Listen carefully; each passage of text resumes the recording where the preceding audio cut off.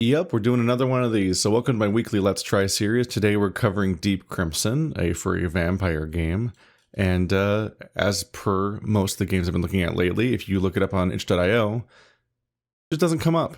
That's because it is shadow banned, so it does not come up in search results, it does not come up in discovery features, and it does not come up via the browsing features of the website, making it functionally invisible to anyone that doesn't already know it exists, which is in many cases, basically nobody until a video like this comes out or somebody that you happen to know shares it with you directly. So it's practically killing these games. The reason why this is happening is because Visa, MasterCard, PayPal, and Stripe have decided to use their monopolistic powers of all online commerce to start deciding what is allowed to be on the internet and what's allowed to be on websites by threatening each platform to remove their payment processing if they don't remove certain types of content from their websites. This is just an infringement on freedom of speech. It's an infringement on art in general. And in generally speaking, it disproportionately affects NSFW content, kink content, and of course, queer content, which is always the next thing to go because queer content is deemed to be obscene. If you would like additional context, over on my third channel, I have a video over here called Your Favorite Furry Visual Novel is Banned, where I talk about it for longer. But for now, let's go ahead and actually just try out the game. I'm covering these games at this point out of spite even more frequently during this period of time because of the fact that they're trying to wipe them off of the face of the planet, basically. Oh my god.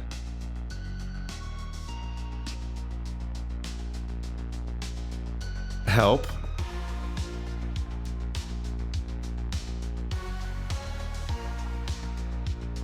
Lucas, Vincent, Aiden, Vlad. I'm in trouble. Wait, was there a... was there a language option? There's battles? It says English. Maybe I toggle it on and off. There we go. Okay, I fixed it. I was worried. I was like, hang on a minute. All right, reset. Prepared character Joe, Vincent, Aiden, Vlad, Lucas. This is involved. This has to be a game by a Vampire the Masquerade Bloodlines fan, right? Aiden, Vlad, Lucas. It'll be Vincent, the dexterity guy, just to save us some time since we're doing a little preview thing. But look how many things there are. Consciousness, self-control, and courage are your virtues. Humanity / path. Willpower. I think this is your... So the higher the score, the more saintly you are. I think this is like how much you've given into your vampire urges, essentially. Willpower, inner strength, ability to cope with unpleasant circumstances. It might also be their ability to resist the urge to vampire people, which sounds like a pretty low score there. There are so many things. Animal ken, larceny, investigation, dodge. Okay, maybe I will pick some of this stuff out. Let's go. Boom. How far down strength can we go? Arbitrarily. Become strong boy. That is big lug awkward boy. Too much appearance. Just appearance and charisma. 0 manipulation. 0 intelligence. Funny boy.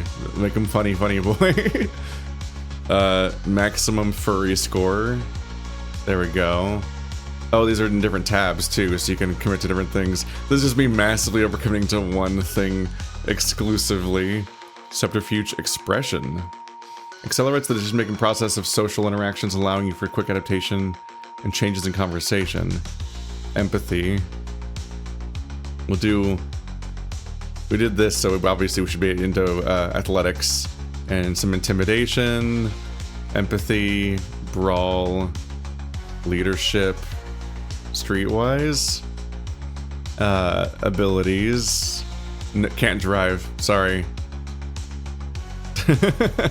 Melee is not...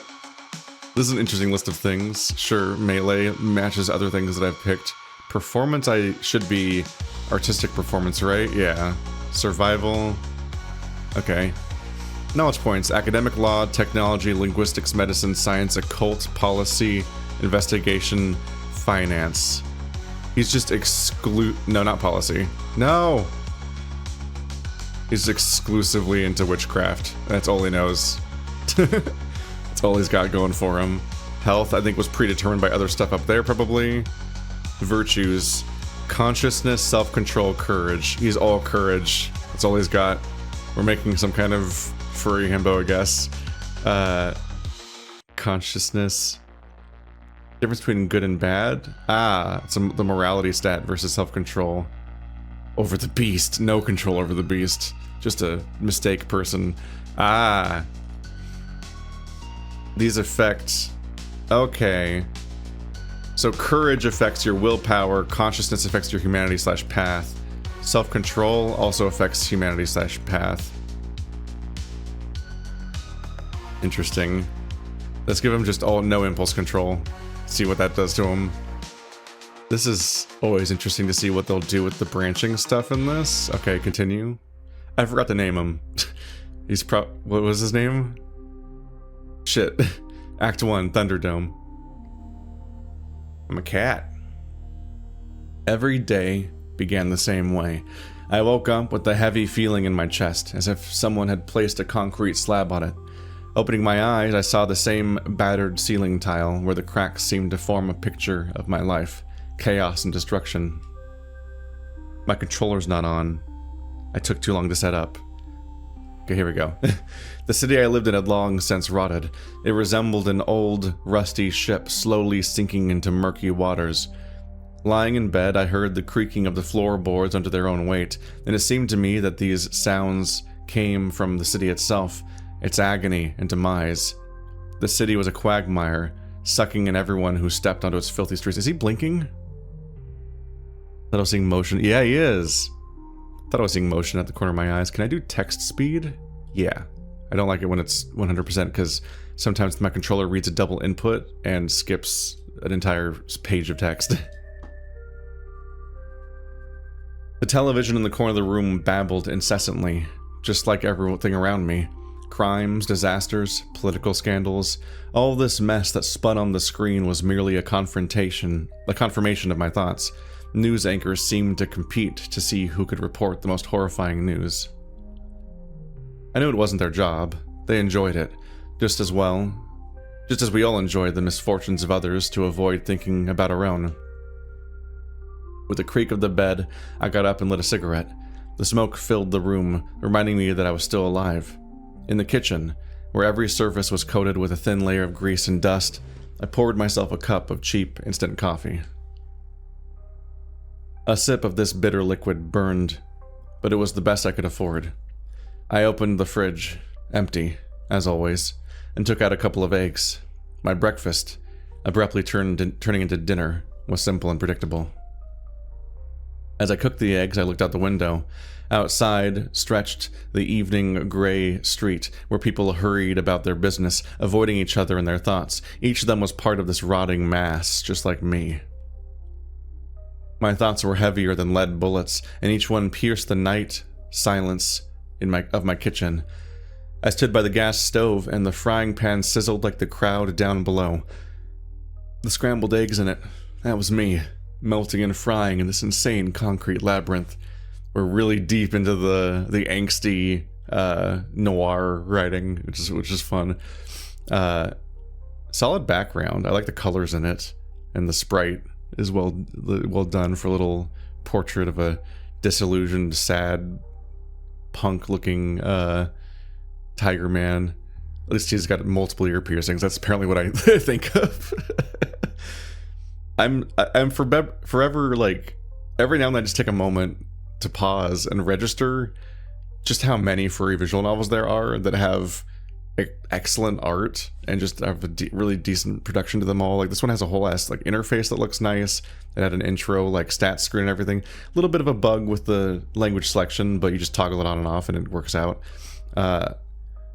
Like, I've been covering one of these a week for like years now, and right now I'm covering one like every other day, and it's just they don't run out. And I'm discerning, like I'm picky. Like, there's a bunch of ones that I pass over because I just don't love the art at first glance, and that's like the majority of them. I'm kind of a dick, and I still have infinite ones to choose from where I'm like, I don't understand how I don't understand. It's incredible how big the fandom is, that just the niche of people making furry visual novels is such a massive, thriving thing where there's infinite ones to check in on and see where they go. And you'll never see which one. It's a question of which ones will persist and make it past the first update or first few updates and actually wrap up their story, which is a months or years long journey to go down. And there's not as many survivors of that process. But I love seeing people being passionate about this, and that's why it hurts that right now the genre as a whole is mostly on one platform and kind of has to be on that platform out of the ones that are available, and the ability to find them is so gone, which is why it's important to go to fvn.li to find these games. I found this game via that. So right now you can't discover games like this very cleanly, but fvn.li lets you navigate these things in a way similar to as if the browsing features of itch.io were still functioning. It's a dedicated furry visual novel list, which is what those things I assume are short for, because it seems I can't imagine anything else. Anyway, that's a bit of a digression. Every time I flip an egg, I turn a page in my life. Life here is a constant struggle, a fight for a place in the sun, which is visible here for only a few minutes a day, breaking through the haze and the skyscrapers. We are all actors here, playing roles in this noir spectacle. They said the word, he said the word, where every next step could be the last. And here I am, an ordinary working man, pondering life while the oil bubbles and the frying pan waits for my next move. It admittedly might be a little gauche to actually say noir in your noir game. Every life in this city is not just a routine, it is survival. And in this endless cycle, I find solace only in the solitude of my kitchen, where I can be myself, without masks or roles. The scrambled eggs are ready, and I take another sip of coffee. It's time. Time to head into the night, where vile and deceitful people await me. But for now I am here, in the silence of my refuge, contemplating the life that boils down below. Glasses on! I'm in! Did he gain...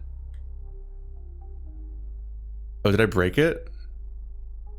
I might have broken it by rewinding it. That's interesting. I could have sworn that he had a shirt on and glasses.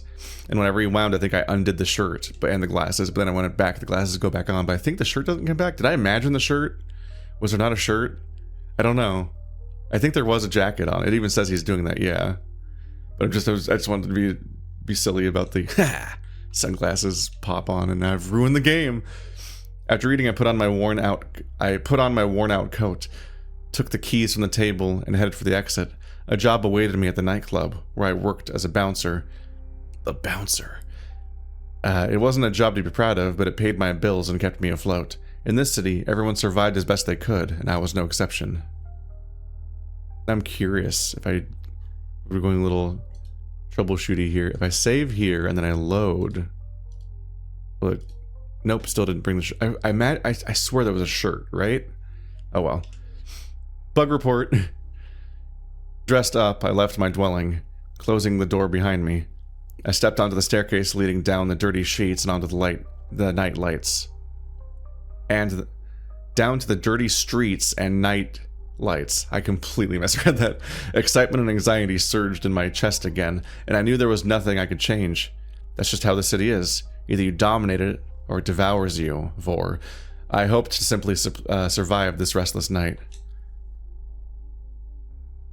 Realizing it's a vampire story, so if you start making Vor jokes, you're gonna be... The cup overfloweth. The corridor was dark and narrow, the walls marked by the passage of time and graffiti of varying degrees of shabbiness. Every evening I descended this staircase, and every evening I was haunted by the feeling that something was off. Today was no exception.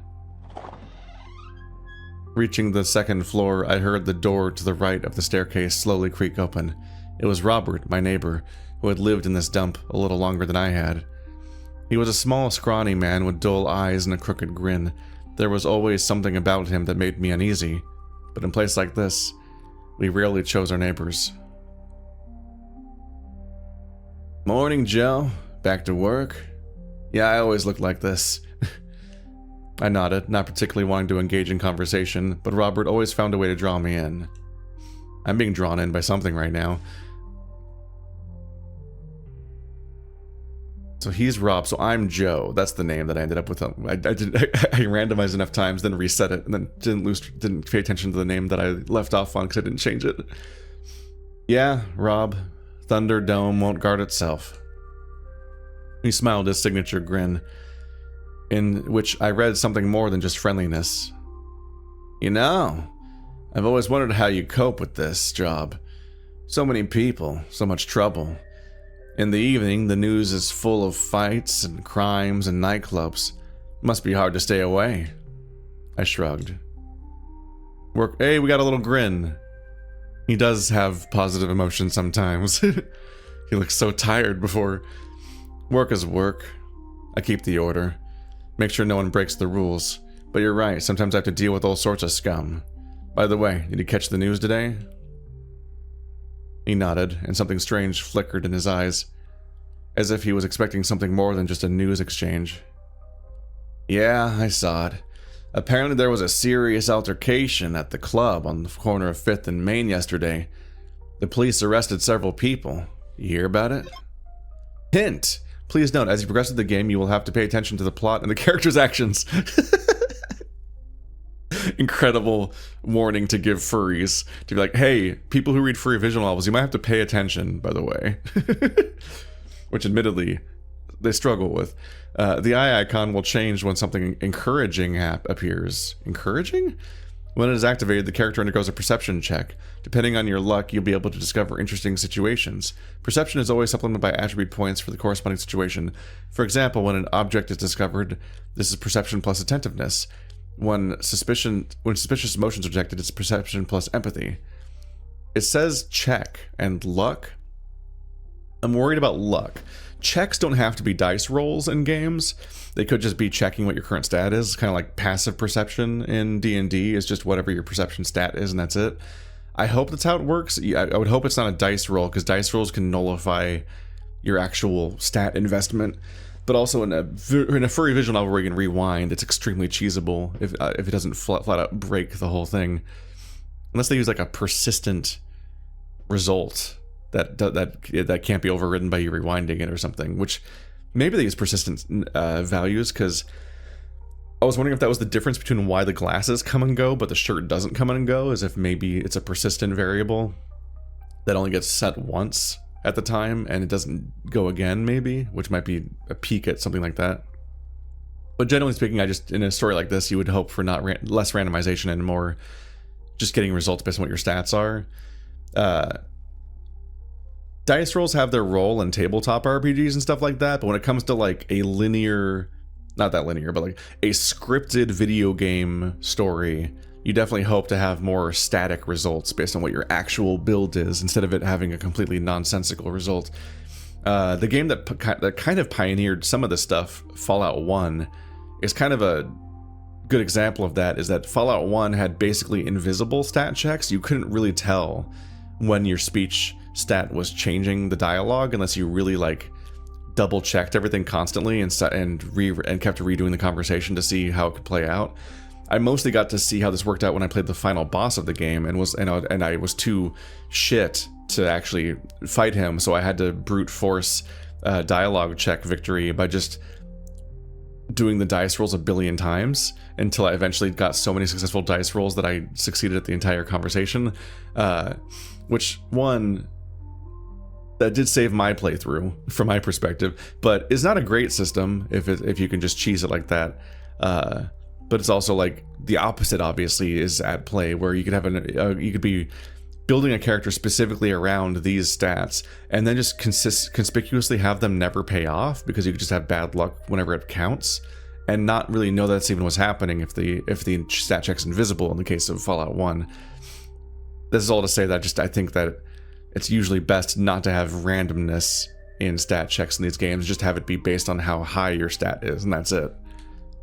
Anyway, there's probably some pros and cons to the things, because like you might, in some RPGs, you might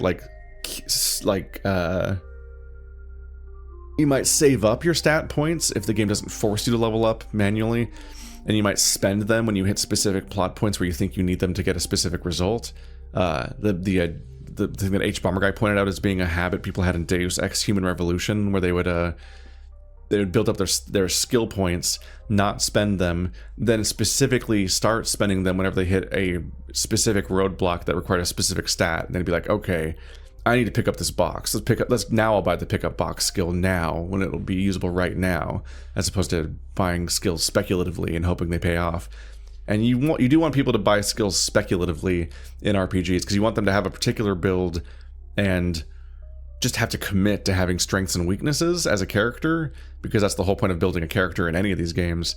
And you don't want them to be like just spending points to solve problems in the moment and not having a consistent character, and instead just being like, how do I maximize my results? AKA the issue of being a stealth archer in Oblivion, or being somebody that's like, I'm a Fallout character who is great at hacking and lockpicking and speech, so I can literally never be blocked by anything. So I never have to make interesting choices or look around. I just talk to the guy, get what I want immediately. Oh, anything's locked or hacked or encoded? No, it's not. Not functionally. It just means more mini games are in my life, but nothing can stop me. Anyway, I have a lot of RPG opinions. I don't know if you knew that about me. I looked at him intently, trying to understand what exactly interested him. Robert's question seemed too probing, as if he was looking for confirmation of his suspicions. I heard, but this is not our club. Things are quiet here for now. Right, that's my other thought I had. I have too many thoughts.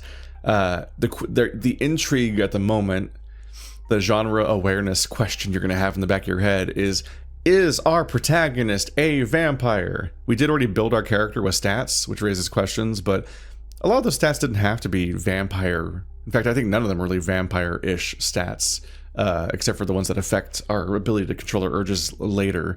So there's a question of whether or not we are a bouncer at night because we're a vampire and we're working a job that we can do at night because that's what we need to do, or if we are just a tiger that isn't a vampire and we're working a night job because that's also just what bouncers do, and it's what pays and what was available or whatever, just where we found ourselves in life. But that will put us in the line of fire to get bitten by a vampire and so on, and begin our nightlife. You do usually expect these stories to have an origin story bit where you get introduced to this, and so I'm betting that one. But it's funny, it's interesting to realize it could be either one. I'm also just stalling because I just like staring at this guy's chest, but that's... You're so real for that. I hope it stays that way, but I feel like the tension in the city is only increasing. People are becoming more aggressive, and those who used to avoid conflict are now clashing even more. Are you talking about some kind of showdowns? Ooh, raised eyebrow, bug eye expression. Yes, exactly. There's too much hatred simmering beneath the surface. I know you're keeping your ear to the ground, but even you can't control everything. I feel a slight unease. Rob has always been a bit paranoid, but this time there was something unsettling in his words. I can handle it, Rob. I'm not as weak as I seem at first glance. Not as weak... I imagine you're built like a tank because you're a bouncer and the furry artist draws like this. So I don't know how weak you look. I agree. But if something goes wrong, just remember, never underestimate even the smallest threat. It's easy to find yourself on the wrong side of the barricade. The barricade. I nodded, but the feeling of unease lingered. Thanks for your concern, friend. I'll try not to forget that. Just be careful. Robert leaned in a bit closer, as if about to share something secretive. Aren't you afraid that one day you'll find yourself in the middle of such chaos? The city, you know, isn't very friendly. You can't trust anyone. The fact that I made eggs makes me think I'm not currently a vampire, because I don't know if vampires eat food in this setting, or I need to.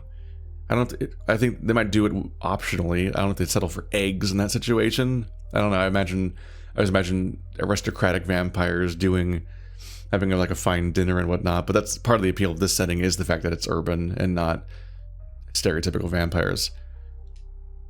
Well, I won't keep you. Good luck at work, Joe. He nodded and returned to his apartment, leaving me in the hallway. Thank you, Robert. Have a good day. At night. I watched him leave, thoughtfully scratching my head. Robert was a strange guy, but in a good way. Perhaps he was just worried about the news. The city had indeed been becoming a more tense place lately. That was a little awkward. The journey to work, as usual, involved taking the subway. I descended to my station, full of all sorts of people, from young kids to elderly homeless, waiting for the train to arrive. I stepped on board without hesitation, taking an empty seat. I think that, like, I'm trying to remember now, I think that, like, out of the last 4 games I've covered, I think that this, like, 3 of them might have been bilingual. So this one's notably actually really well translated. Or written in English first, I don't know. Which means it's well translated if it's not. The old subway car moved with its familiar screech, and I looked at the gray faces of the passengers lost in their thoughts. Each of them was a part of this decaying city, fighting for its place under the dim light. Today, it seemed that something sinister hung in the air, something I couldn't quite grasp, but I felt it with every cell of my body. When the train stopped at the next station, I got off and headed toward the exit. The station was cold and faceless, just like the rest of the city. The crowd of people quickly dispersed, leaving me almost alone on the platform. Suddenly, I felt a gaze directed at me from the shadows. That's a bad sign. On one hand, I was like, them talking about things getting more violent lately and not really having a specific explanation for it makes me think that they don't know vampires exist, but there is like vampire stuff going on behind the scenes, and that's maybe why there's a spike in violence that's less explained. Kind of like Shaun of the Dead, when Shaun was oblivious to the zombie apocalypse starting around him and was just kind of walking around town as like things were getting worse and just not listening to the news and so on. But then they talk about, like, you never know when to get stuck on the wrong side of the barricade. And that is more conspicuous because I'm like, wait, what barricade? What are you talking about? Because that sounds like there's like built-in lore that we're referencing. That's a specific kind of phrasing that sounds like, and I don't know if it's Russian or some other thing, but reflexively I'm like, that sounds like it's referring to something that is hinting at a mechanic of the narrative and so on that would be interesting to find out about. I'm also going to be a dick and point out a thing I noticed in the background when I was talking, which is that on the left side of the screen, so on the right side of the screen, there's 3 floor tiles between each pillar, but on the left side of the screen, there's 3 floor tiles, then 2, and then 2. And I think they might not line up left or right when they probably would line up. I've ruined everything. I'm a monster. But yeah, I'm curious to know if they know vampires exist or not, but given that what we just read at the end of this one, I think we're about to get attacked right now. I continued on my way, but the feeling of being watched wouldn't leave me. My footsteps echoed in the deserted station, and I quickened my pace, eager to leave this place as soon as possible. I think we're about to get bit, so we're probably not a vampire yet. Is that a health meter on the top, I guess, and not like a blood meter? Looking around, I found no one. An unsettling feeling enveloped me, as if I was missing something. Quickening my pace, I continued my way. Thunder Ohm. There's a yearning for D.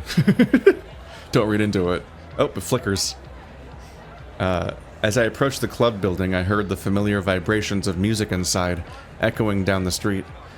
At the entrance stood my old partner, a hefty Rottweiler named Ramiro. He guarded the entrance to the club like a stone wall, and a displeased expression crossed his face at the sight of the crowd loitering in front of him. As soon as my partner saw me approaching, his gloomy face transformed into a friendly smile. Finally! Hey there! I've been struggling a bit here alone. Help me out.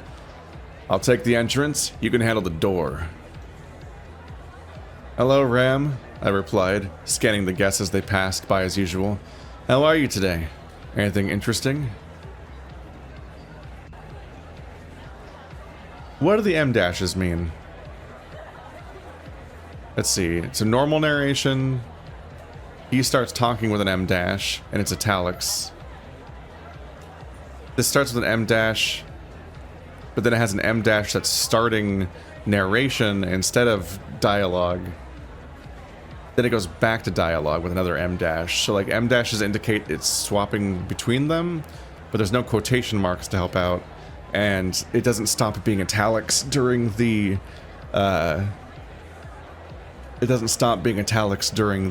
description between the lines. It's a bit weird.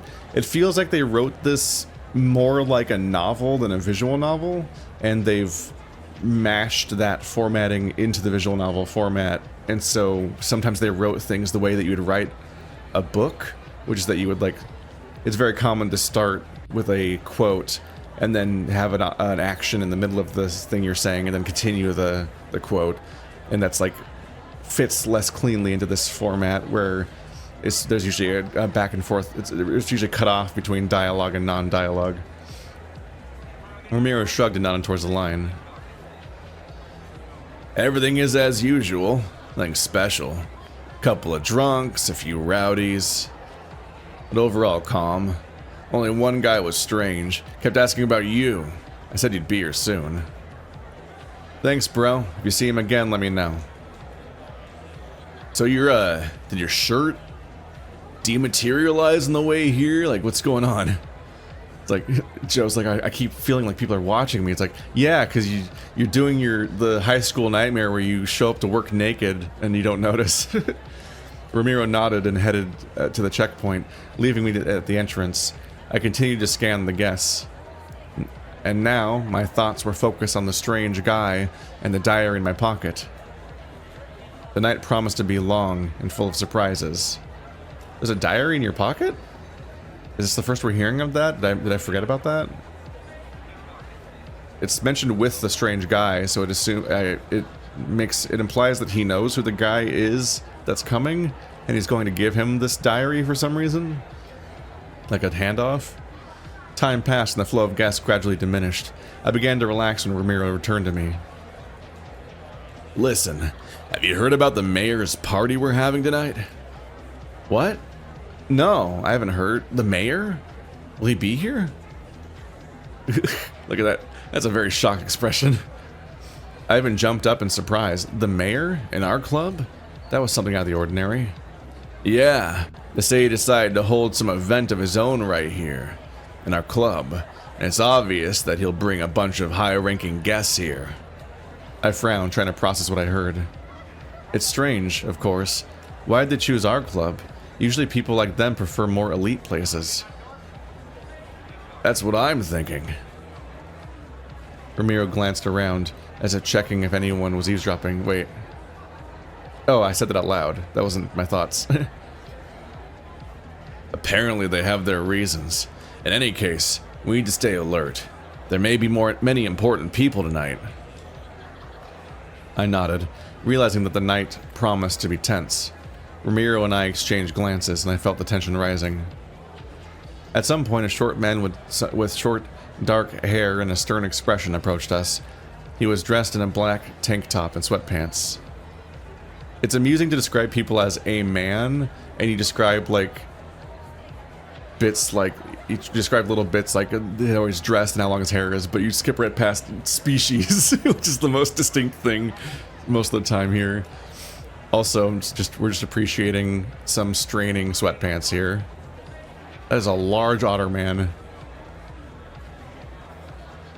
Hi, Misha. How's it going? All I knew about Mikhail. Misha, is that a Mishael? Right, that's one of the short versions of it. All I knew about Mishael was that he was born and raised in a small industrial town somewhere in Russia, in a working class family from an early age. He learned to defend himself and his loved ones. As a teenager, he began boxing, which not only helped him strengthen his character, but also develop skills that later helped him survive. Did he pick up boxing to defend his family? Is that the implication? I guess so. After the economic crisis hit his hometown, Mishael decided to seek a better life and move to New Harmon, full of hope and dreams. However, reality turned out to be harsh, and legal ways to earn a living were unavailable to him due to the lack of documents and the language barrier. Hey guys, everything is fine, but today we have an important event. Chris asked me to make sure everything goes smoothly. There's a language barrier? Of course, Mikhail. We're always ready to help. What exactly do you need? We need to strengthen security at the entrance and inside of club. The mayor and his guests should not feel the slightest threat. I want you both to be alert and watch for any suspicious movements. What language barrier? I don't know what they mean then. I nodded, understanding the seriousness of the situation. The mayor's party could attract not only the high-profile guests, but also those who might want to take advantage of the moment for their dark dealings. Understood, Mishael. Ramiro and I will be on standby. If anything goes wrong, we will report it immediately. Mishael, is it Mishael? I'm stumbling on certain words a little bit, and then that kind of throws me off for the whole line because I'm like overthinking that still. Whenever I fuck up more at reading, it's often because I'm thinking too much about a particular word, even when I'm not saying it, and it's like splitting my mind a little bit. Michelle nodded approvingly and moved on, checking other areas of the club. I turned to Ramiro, who had already begun to carefully scan the crowd. Well, brother, looks like we're in for a hot night. Let's not let anyone down.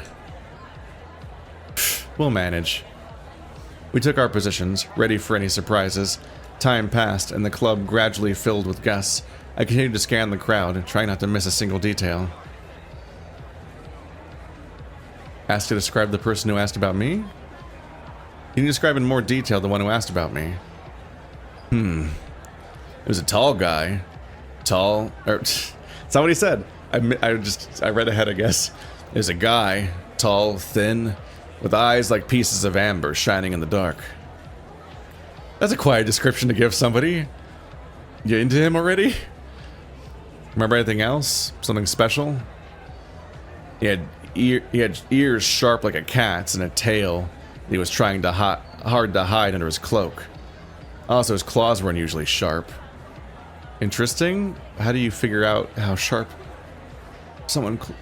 Also, he had ears like a cat. Once again, we're skipping past the description of a... We're skipping past describing somebody's species, which would contrast him having sharp cat ears. Like a hyena doesn't have sharp cat ears, a brown hyena, because they have round ears. But otherwise, like otherwise they could just be a cat. He had a tail and cat ears and claws like a cat for us cat, which I am. So it's very in the norm for there to be a cat because I am a cat. Although I do amusingly not have very sharp ears. He also looked nervous, as if he was searching for something. You need to be careful with people like that. Understood. We'll be cautious. Since when is Mishael in charge? Since when is Mishael in charge here? Yeah, it's strange. He always seemed to be just a guard like us. Maybe got promoted, or he just took on more responsibility because of the mayor's party. Maybe. But something tells me that something is off here. We need to stay alert. We continued to watch the crowd when I noticed Mishael talking to someone in the corner. The person looked suspicious. Tall, wearing a dark cloak with a hood obscuring their face. I felt my anxiety rising again from within. Probably a vampire. I think Mikhail is a name, and Mikhail, and Mishael. I don't really know. The fact that they call him Misha as a shortening tells me it's Mishael, because otherwise it's weird when the shortening doesn't resemble the pronunciation of the word it's shortening, but then people call Richard Dick, so I don't know. There's no rules. Ram, look over there. See that guy in the corner? He's talking to Mishael. Yeah, I see. And that looks like the jerk who was looking for you. Let's get closer and listen to what they're talking about. Just both of us are gonna slink over there awkwardly in the middle of our job where we're supposed to be in a specific location that's not there. It's a bit conspicuous. Let's abandon our post. Aren't we determining who gets in and out? How's that work? We slowly made our way to the corner of the hall, trying not to attract unnecessary attention. We're indoors now? We were outdoor before, weren't we? Or is this a mall? Is this the inside of the door or the outside? This might be the inside of the door, maybe. But there's a sign outside. Huh.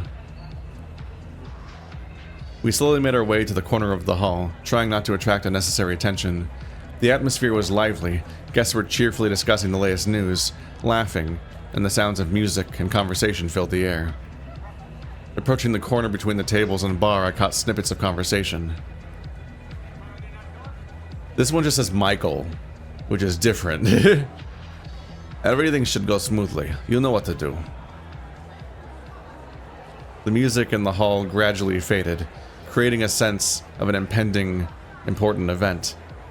Tension, like an invisible shadow, enveloped the room. Michelle's conversation partner, not waiting for the order to finish, glanced around the room, trying to remain unnoticed, but his nervousness was evident. His eyes, constantly scanning the surroundings, betrayed inner anxiety, despite the confidence in his voice. The response was brief, but the tremor in his voice revealed his uncertainty. The sentence, that part kind of like repeats the previous line, because the contradiction was already spelled out. Understood. I won't let you down. That wasn't very nervous. I didn't really sell it. Michael nodded and walked away, leaving the stranger alone. Ramiro and I exchanged glances. Something is definitely off here. We need to keep an eye on that guy. Agreed. Let's do this. I'll stay here and keep an eye on him, while you go check on what Michael's doing. Neither of you are doing your jobs right now. Splitting up, I head toward Michael, who had already blended into the crowd. The night promised to be long and full of surprises, and I felt that something truly important awaited us ahead. As I made my way through the hall, trying not to lose sight of Michael, I noticed him stop at the bar, where the bartender, burdened with tasks, was preparing drinks. Michael, like an experienced player in this complex dance, started a conversation with the bartender, who nodded nervously and tried to keep his hand steady. Make sure all drinks for the VIP guests are served on time. No delays. So I'm guessing that the person translating is a different person from the person who wrote the Russian, simply because there's like things that don't quite match that you might do when you're translating, but if you were like writing the whole thing yourself, you would probably notice the weird contradictions maybe? I don't know. The bartender nodded and began preparing drinks. The smell of cigarette, smoke, and expensive perfume mixed with the hum of conversations and rhythmic music, creating a thick atmosphere of tension. Michael looked focused, his face a mask of calmness, but his eyes occasionally fixed on details that could reveal potential threats. At that moment, I felt someone touch my shoulder. I turned around and saw Ramiro. I was keeping an eye on that guy, but he vanished. As soon as Michael walked away, he just melted into the crowd. Damn, this is bad. We need to find him before he causes trouble. You guys really don't trust this guy that you work with, apparently. We split up and began to comb through the club. I checked every corner, every dark area, but I couldn't find that suspicious guy anywhere. Suddenly I heard a scream from the hall. I rushed in and saw the crowd starting to panic. In the center of the hall stood that guy, holding a gun, his face hidden under a hood, but I could see his hand shaking. Michael was standing next to him, trying to calm the guests, but his voice sounded hoarse. Everyone, stay calm. Please don't panic. I realized that the situation was getting out of control. I need to act quickly. I realized that it's getting out of control? Yeah, with the gun? Ramiro, we have a problem. He's in the center of the hall with a gun. We need to do something. Got it. I'll try to approach from the other side. You distract him. This was my chance to show what I could do.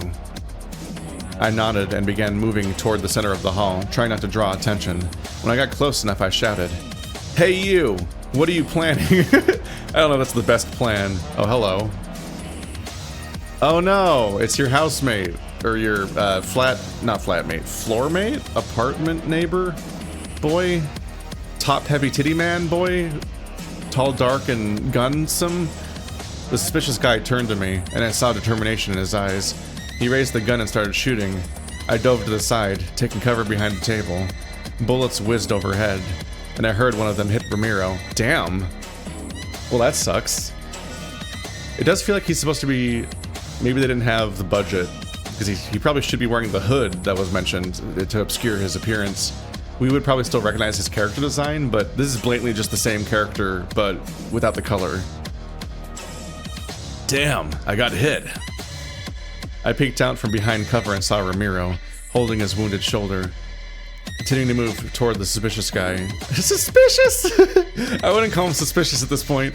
I realized that I need to act fast. Quick time event. Ramiro, hang in there, I'll distract him. Saying that you're yelling you're gonna distract him out loud where he can hear you is an interesting strategy. Instead of just distracting him with shouts, I decided to take a different approach. I grabbed the nearest chair and threw it toward the suspicious guy. Stop calling him that!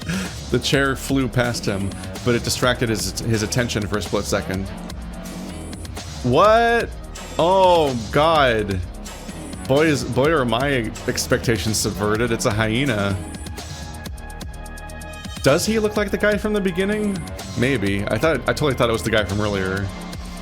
The suspicious guy turned to where the chair had come from, and at the moment Ramiro lunged at him, knocking the gun out of his hands. A struggle began. A battle has begun. You can choose between moving and actions. Be mindful of the distance between you and the enemy, as it may affect your tactics. What? Okay, let's see how this goes. It's your turn. Choose what to do, move or attack. On your turn, you can make one move and one action. Use your abilities and weapons effectively. What? Distance 3. Okay.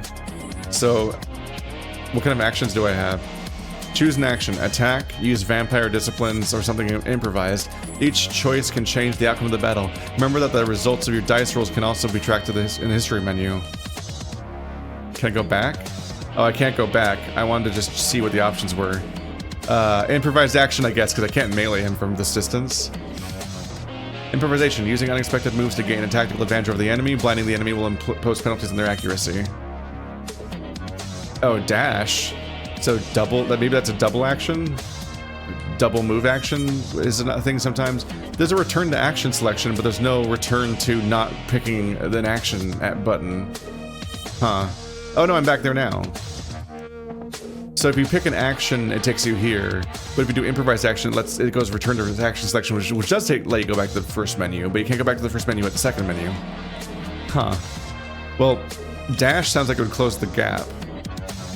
Movement. You can approach and retreat from the enemy. Remember, the distance can only affect your ability to attack. Move forward, backwards, change weapon.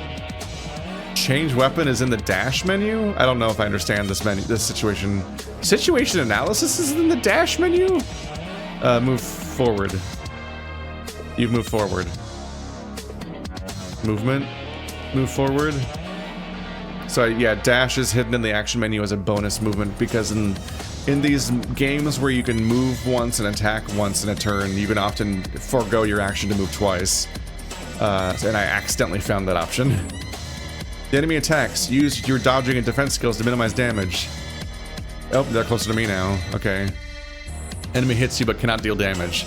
Doesn't he have a gun? Damn. I have a defense action? I don't know what that was referring to. Action. Melee attack.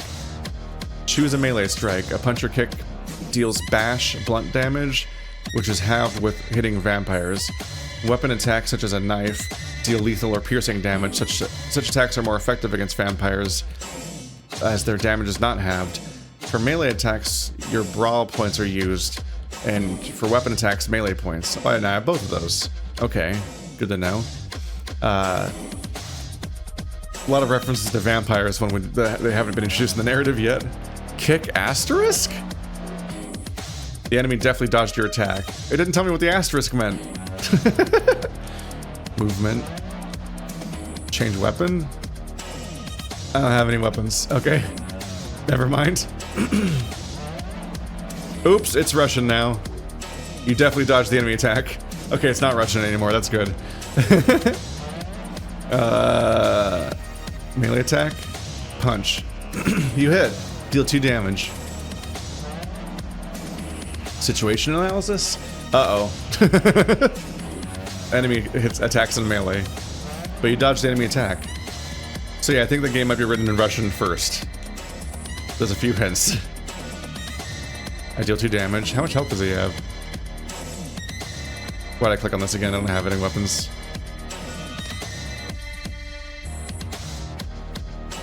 Melee attack. Oh, they dodged me. I guess I should just skip. I don't really want to move. That also is a Russian text. Enemy attacks in melee, but you dodge the enemy attack. Damn, it's hard to do damage.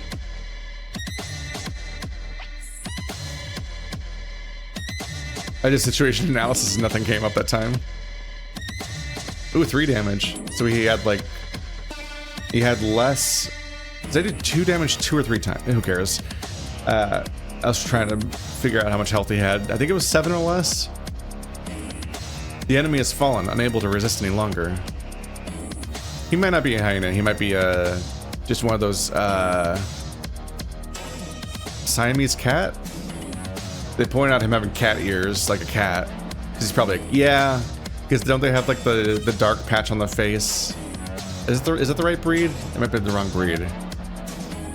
But I'm imagining a specific cat with that coat pattern at least. Realizing that our scuffle was finally over, I slowly approached Ramiro and the downed troublemaker. Damn it! At that moment, a shot rang out from the darkness. The stranger flinched and fell to the ground, blood starting to spread across the floor.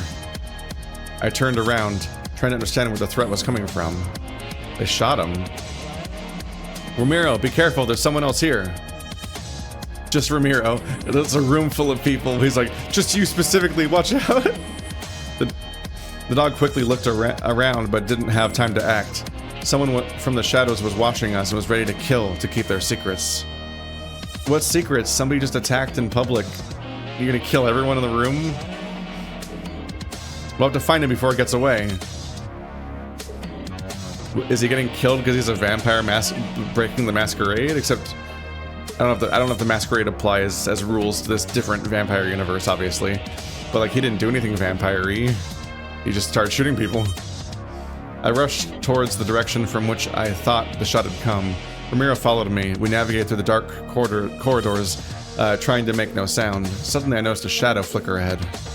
There! He's heading for the exit. We quickened our pace, trying not to lose sight of him. The killer moved quickly, but we were determined to catch him. Suddenly, he turned around and shot in our direction. The bullet whizzed past, and we took cover behind a column. Be careful! Oop. Bunch of Russian Block 19, I think it said? Mario pulled out another gun from his jacket and handed it to me. I didn't have time to respond. The killer dashed out into the street, and we followed him. The night was dark, and the streets behind the club were deserted. We headed for a car parked nearby. Don't let him get away. I fired a shot into the air, trying to stop him. The killer froze for a moment, and then took off running. We dashed after him, trying not to fall behind. The empty streets became our arena as we followed him, leaving no chance for escape.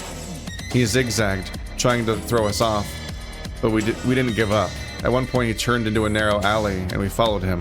The path was dark and narrow, but the chase continued. Either he wants to be caught, or it feels like he's not a vampire, because he'd probably have a lot of ways of getting away. We're almost on him. Suddenly I noticed the alley split into 2 paths ahead. Without hesitation, the Rottweiler pointed to one of the passages. He's doing great for a guy that got shot earlier. Let's split up. You go right, I'll go left. This is where we get bit. We parted ways, and I ran down the right path. Ahead, I heard shouts and sounds of struggle. I quickened my pace and saw the killer collide with a huge wolf. Oh, is this guy the vampire? The beast was incredibly fast and strong. Where did a wild gray wolf come from? Are we doing Werewolf the Apocalypse rules, but with all wolves? What the hell? I stopped, watching what was happening. The wolf had latched onto the killer's throat and was violently shaking him like a rag doll. At one point, the beast turned and looked at me. Its one single eye glowing unnaturally red. In place of the second eye was a gaping hole. Ramiro, over here, hurry! The wolf, having finished with the killer, slowly approached me. I was frozen in fear, not knowing what to do. I had never encountered wild, aggressive animals in my life. I don't know if this is a great... Wait, is he bipedal or quadrupedal wolf? Also, if he killed the killer, this isn't your issue anymore. I feel like you should just be running. Suddenly, a dense black cloud formed around the wolf. It quickly enveloped the beast, obscuring it. In a matter of seconds, the creature took on a different form, resembling a human. It looked like a man, stocky and muscular. Gray fur, large fangs, a powerful body. Could it be a werewolf? Do humans exist in this setting? Do you know what a human is? Was the story written based on human vampires and then they just put furries on it because that's just what the avenue it took for adaptation or something? I wonder. Oh, he's really dopey. Oh, I was not expecting werewolf amicus bod to pop up. He looks so friendly. He was dressed in a sweater and a cloak and pants. With a cloak and pants, a bandage covered his eye, wrapping around his entire muzzle. That's not where... The muzzle is the front part of the head, not the rest of the head. The band... It's also an eye patch, not a bandage? His eyes still glowed with an ominous red light, and I felt cold sweat trickling down my back. I knew I had no chance alone with such a creature. I don't stand a chance against this creature, and it's like, hi! Taking a step back, I tried to find a way out of the situation. The man stopped a few steps away from me and grinned again. Tisk tisk. The prey wants to become the hunter. I clenched my fists, preparing for a fight, but the man raised his hand, stopping me. Wait, I'm not your enemy. I froze, not believing my ears. What? What are you talking about? Who even are you? The wolf, aware of my shock, merely smirked. You possess a power that you don't even realize. Do you want to fully unlock your potential? I can give you strength and power, and most importantly, time to realize your ambitions. All you have to do is accept my offer. His words sounded suspicious and enticing, even though I knew there was something dark and dangerous behind it. Inside of me, fear and curiosity were at war. Insane proposition to just consider on the fly like this with a stranger in 5 seconds. I love the art in this game, honestly. Like, I love the art style. I don't even think it clashes with the tone of the game necessarily. I just think there are specific moments where the art doesn't necessarily mix well with what's being described. Like this guy could use a more menacing sprite, more shrouded in darkness or something, and this is like the dopey, friendly sprite. You'd see more of him later, and so on. Also, I want to see the wolf. Especially since in this setting, when you say wolf, it's unclear that the wolf is not just a dude at first, and it's supposed to be a quadrupedal wolf. Wild doesn't quite communicate that for the reasons of my previous confusion. What deal, and what if I refuse? Large gleaming fangs glinted in the moonlight. Don't you still have a gun? Then you will die here and now. The choice is yours. That's not a very good choice. Damn. My thoughts were racing. I recalled what happened at the club. The wolf shifter, the shootout. But why did he attack the killer? And why was this stranger so interested in me? Try to escape? Why'd you choose me? I felt panic rising within me. I didn't know what to do. Accept the offer and become part of the world? Or try to escape and hope for a miracle? My thoughts were racing and I couldn't make a decision. Why'd you choose me? What's so special about me? The man stepped closer, his voice becoming softer, almost soothing. You know, your ideals are too similar to mine.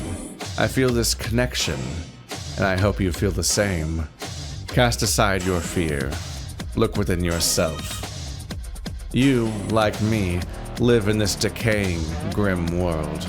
You hate it just as much as you love it. I stood before a choice that could change my entire life. Accept the offer and become part of this dark world, or try to escape and hope for a miracle. Do I even understand the world I'm joining? I'm not clear if he knows. Just as I was about to agree to his offer, I felt the stranger, having circled behind me, sink his fangs into my neck. I guess I didn't have to give verbal consent.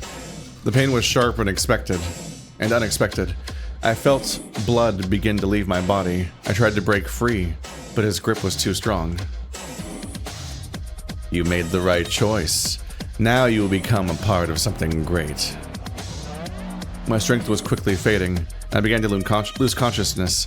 In the last moment, I heard him say, "Welcome to eternity."